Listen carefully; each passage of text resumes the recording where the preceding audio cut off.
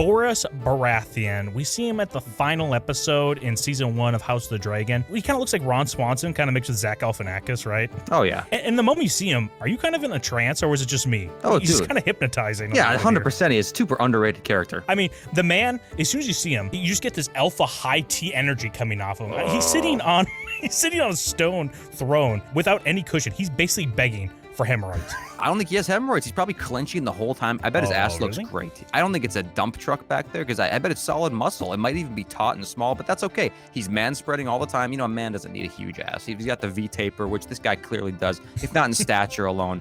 I think that's totally acceptable. But this dude is one of the most based people, at least pound for pound, for screen time, right? We only see a little bit of this guy. He only has a few lines, and everything he says and does, to me, is pure gold from the start to finish. Yeah, it is gold. He's an alpha the whole time. He doesn't, you know, the best thing about him too, he doesn't know how to read. How cool is that, dude? Just think of all the extra things he knows in his brain now, because he doesn't have to waste it with just stupid how to pronounce words on a page and how to spell them out. Well, that's just, oh, dude, it's so cool. It's nerd shit, man, learning how to read. You wasted your brain space. You only have a certain amount of things you can learn, and once you learn a new thing, you know what I mean? Like how to read this word, to pronounce this syllable, the last thing you learn, like the original thing you learned, is now out of there. That could have been way more important, dude. This guy is way based. I do have one issue with this, though. When he realizes that he sent, you know, a Raven's message or whatever, that he has to now read off, what is it, parchment? It's not whatever, a scroll. Yeah. He looks a little bit embarrassed almost, or annoyed that he has to do it. Like, where's the maester? No, you know what it is? What?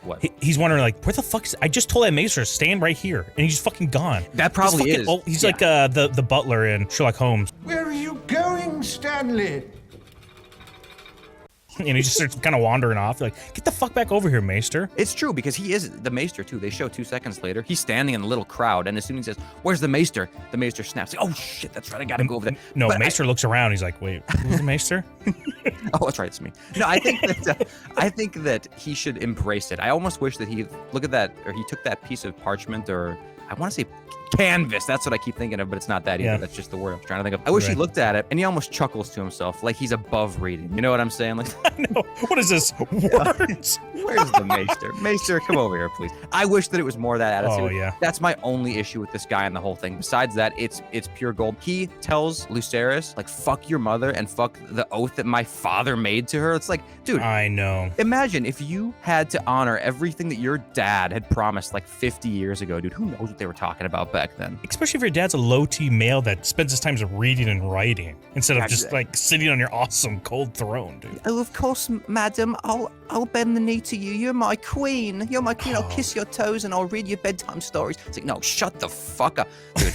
I don't want to believe that a Baratheon is fucking beta like that, but I know for a fact that Borros isn't. Zach Galifianakis Baratheon. I know, and plus he's loving. He's like chewing up the scenery. He's loving the situation he's in too, because people are like coming to him to like kind of court him, and he's like, "What is it, king or queen? Like, what the fuck? What the fuck's going on with this House of the Dragon?" Which says the title of the series, which is pretty cool as well. Dude, and he just makes himself laugh, which is just which is awesome. But him flying off the handle too, because even though he feels totally in control, being reminded about his simp dad bending the knee to Rhaenyra, him flying off the handle just kind of reminds me. Maybe I think he's a little bit on some juice. Oh, you think he's trending it up, like trend default Deca? Man, he might be loaded right now. That's why I want to see what's beneath the clothes. You know, not in a gay way, just in a, well, maybe in a gay way. There's not nearly enough. Well, maybe not yet. It might be gay. As soon as he takes it might off. be gay. Yeah, I don't know. It's up in the air. But I would like to see more shirtless scenes with some of these dudes in the series, because like Daemon, for example, we saw him early on, and for Matt Smith, I guess he was decent, probably because of Morbius or whatever. But I want to see what all these other guys are packing, and I hope that they're jacked out of their minds. Aemond is maybe the only example of someone I don't want to see, because I just know he's a twink, and that's disappointing, you know?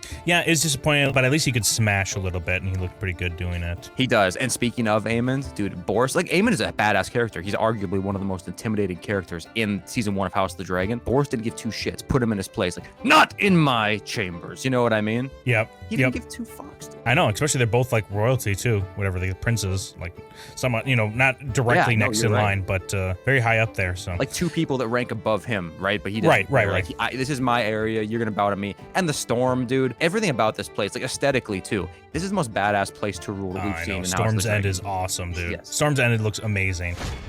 Hey, thanks for watching this video. Be sure to subscribe if you want to see more content like this, and smash that like button. Or not. We don't care.